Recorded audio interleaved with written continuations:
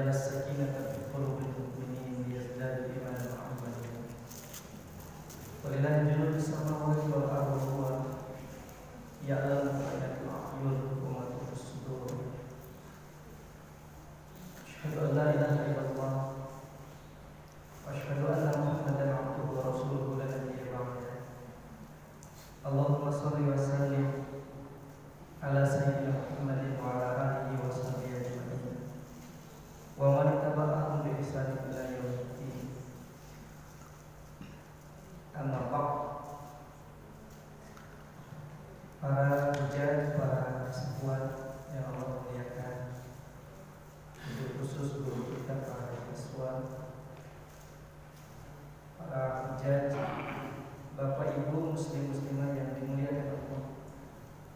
Semoga di majelis ini senantiasa Allah tatap kita semua dengan kasih sayang, dikekalkan hidayahnya dan dimudahkan insyaallah semua urusan dunia dan akhirat.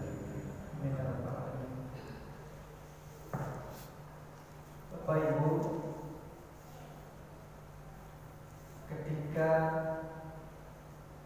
Imam Ibnu Katsir menafsiri Quran surat Al-Hajj ayatnya ayat ke-34. Coba mari kita lihat dulu yang ada mushaf. Tolong dibaca. A'udzubillahi minasyaitonir rajim. Bismillahirrahmanirrahim.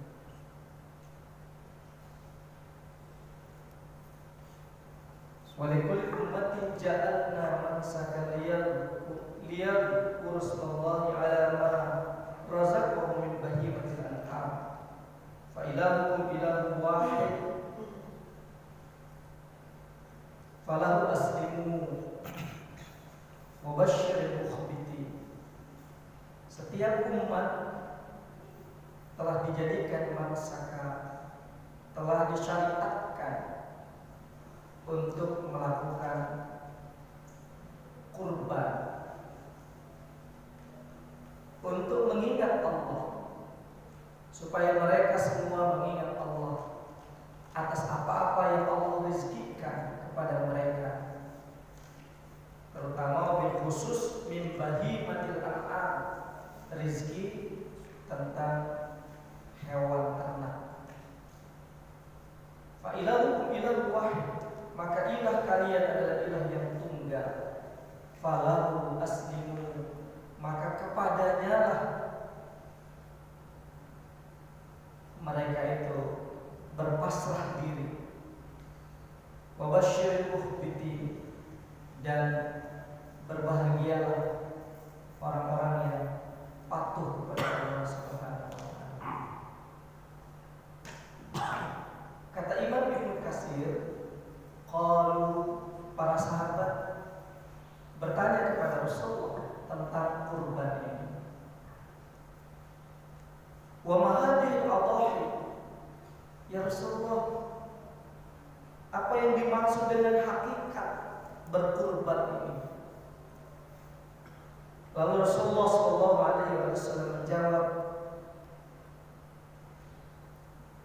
sunnat abikum Ibrahim alaihissalam. Berkurban itu adalah sunnah ayahanda kalian Ibrahim alaihissalam. Kemudian para sahabat bertanya lagi, malana minha? Ketika kami lakukan itu, kami lakukan ibadah berkurban, maka apa pahalanya untuk kami? Qala Rasulullah sallallahu alaihi wasallam, menjawablah Nabi sallallahu alaihi wasallam, bi kulli sa'atin hasanatun. Setiap helai dari bulunya adalah hasanah. Sahabat nanya lagi, bagaimana dengan bisu? Bagaimana dengan bulu-bulunya? Rasulullah jawab, bikulli, diulang lagi, bikulli sa'ratin hasanatun. Kalau suf itu bulu secara keseluruhan. Bahkan Nabi menyebut bikulli sa'ratin, selembar, sehelai bulunya hasanatun. Subhanallah. Ada yang pernah ngitung enggak Pak bulu domba? Ada berapa miliar? Jadi sahabat saking besarnya pahala berkorban itu nanya, bagaimana kalau bisuf dengan bulu-bulunya? Bahkan Nabi ulangi lagi, bikulli sa'ratin hasanatun. Setiap helai dari bulunya adalah kebaikan. Subhanallah, apalagi dagingnya. Bulunya saja yang biasanya di masyarakat kita terbuang, bukan kulit. Kalau kulit masih laku ya Pak. Ini bulu biasanya kan terbuang gitu. Kecuali banyak itu bisa jadi wool. Tapi kalau sehelai di kita hanya 1, 2 ekor, 10 ekor biasanya terbuang. Nabi menyatakan bahkan bikulli sa'ratin, bahkan selembar bulunya itu, sehelai bulunya itu hasanatun. Subhanallah. Bapak Ibu, ada 2 poin yang kita angkat pada kesempatan ini. Yang pertama adalah terkait dengan sirahnya, sejarahnya ayahanda para nabi, Abul Muwahhidin Ibrahim alaihissalam. Kemudian yang kedua berkenaan dengan kaifiyah, bagaimana tata caranya berkorban itu. Mari kita lihat Quran surat As-Saffat ayat ke-100. Bagaimana Ibrahim alaihissalam ketika beliau senantiasa bermunajat kepada Allah, Rabbi habli minas salihin, ya Rabb kami, karuniakanlah aku minas salihin.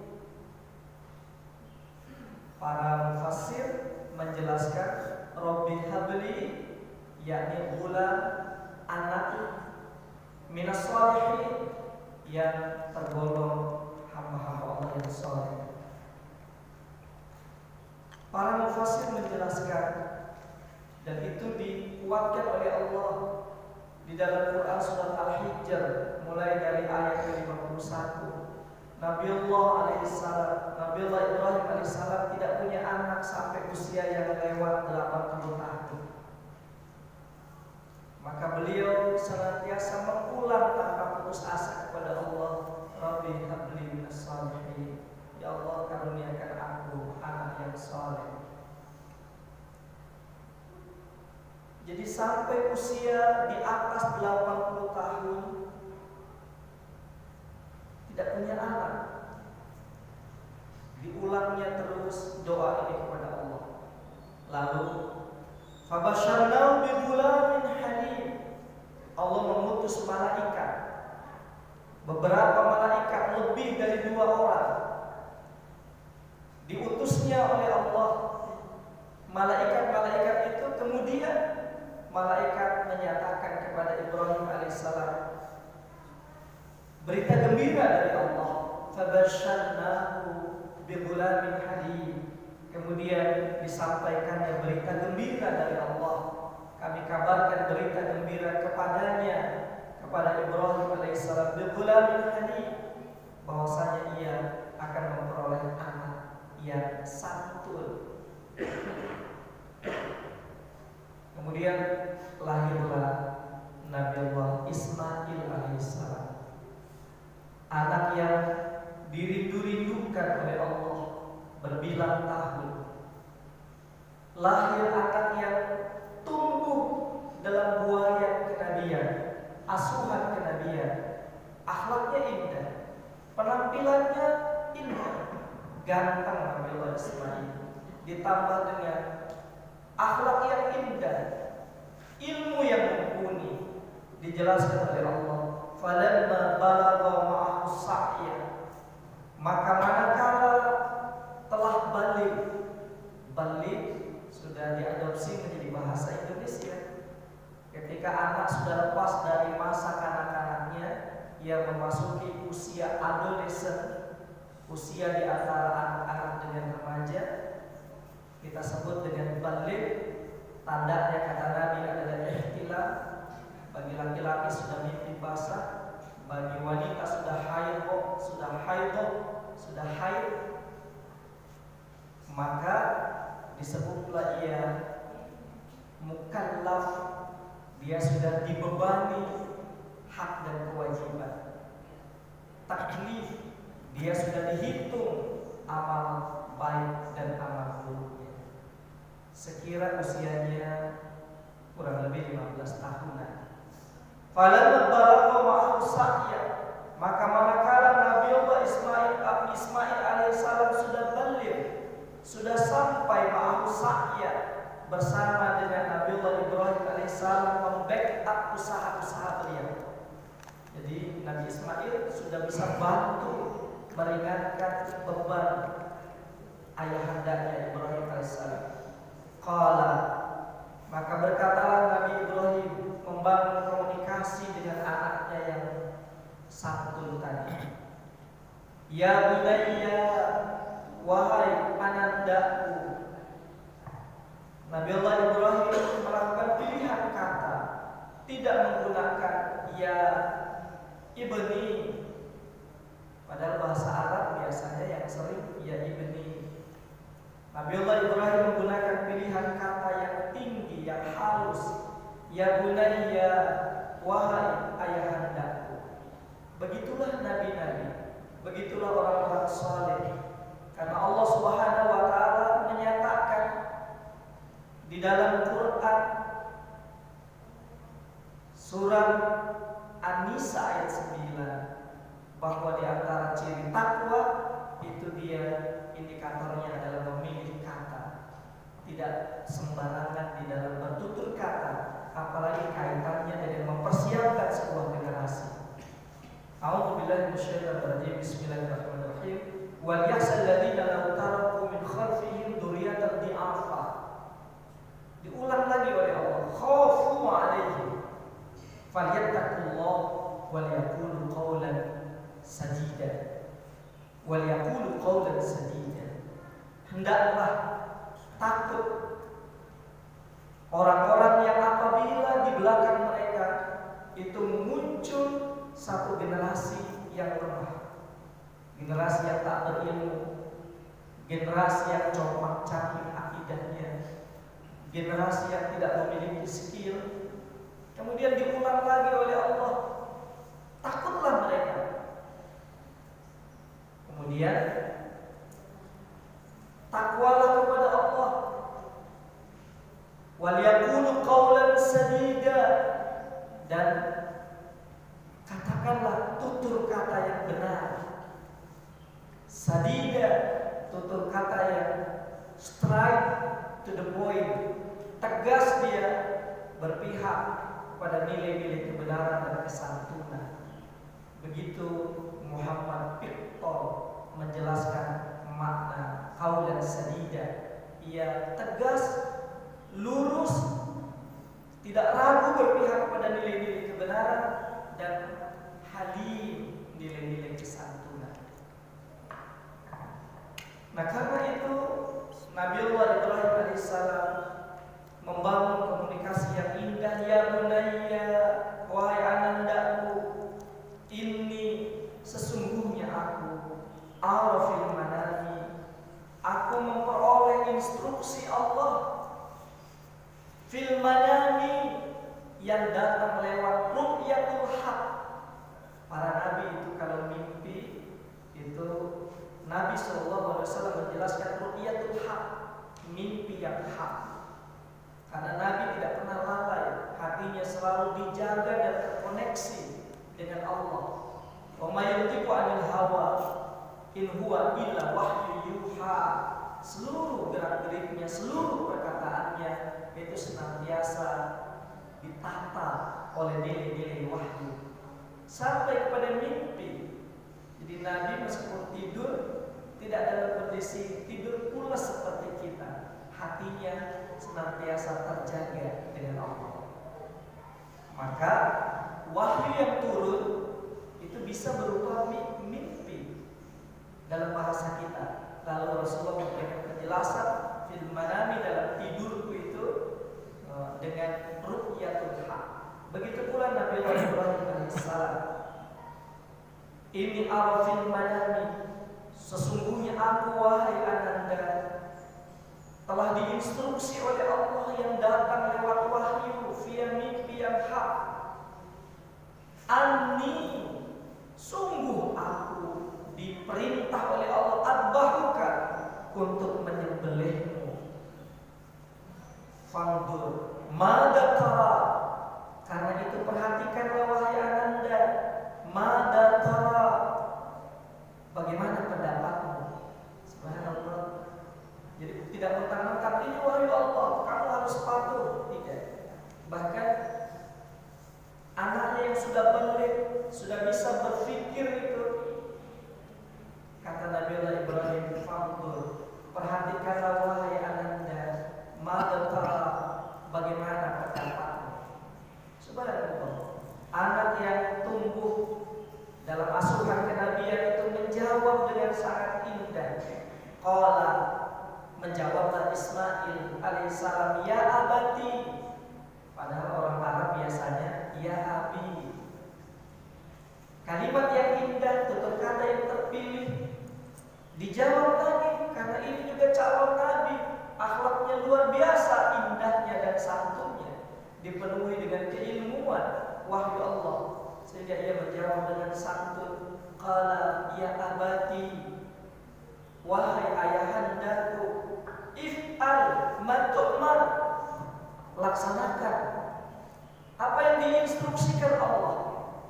Simple, if'al ma tu'mar, laksanakan wahai ayahanda apa yang diinstruksikan Allah Subhanahu wa taala. Satajiduni, ayahanda akan mendapatiku insyaallah dengan izin Allah, minas sabirin, aku termasuk hamba-hamba Allah yang sabar. Subhanallah.